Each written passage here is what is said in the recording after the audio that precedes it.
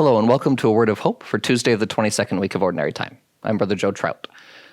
A couple of years ago when I was a student brother in St. Louis, I worked teaching GED math classes in the jail in St. Louis.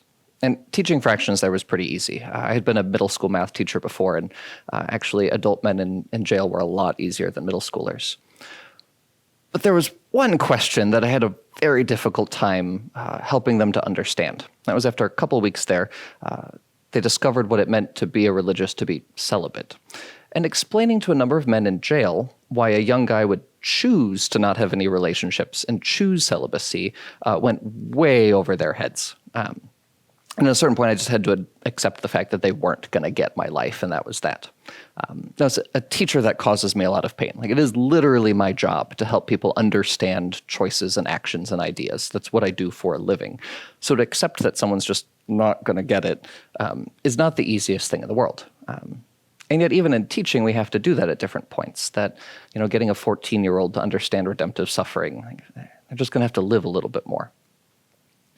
The first reading today, Paul grounds us in the fact that this is normal across all ages, that the natural man has never really understood the Spirit of God, that there's something to this life in Christ that is confounding to people across times and across ages, that sure, we should be prepared to give a reason for our hope, but to expect that we will always make sense is asking a lot. That in fact, to live as Christ lived, to love even our enemies, is always pretty confusing to people.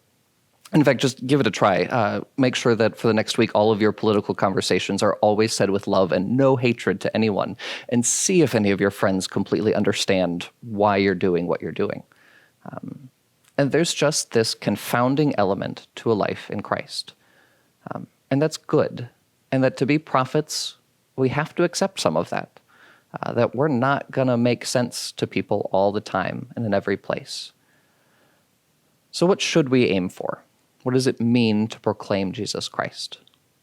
I think the grounding part of all of that is to be rooted in him, to live with authenticity, this message of hope, to love as much as we possibly can love, to have hope in a chaotic world, and to stay rooted in him, and to focus less on, have I convinced everyone of different ideas, and to focus more on, today, am I becoming Christ? Thank you, and God bless.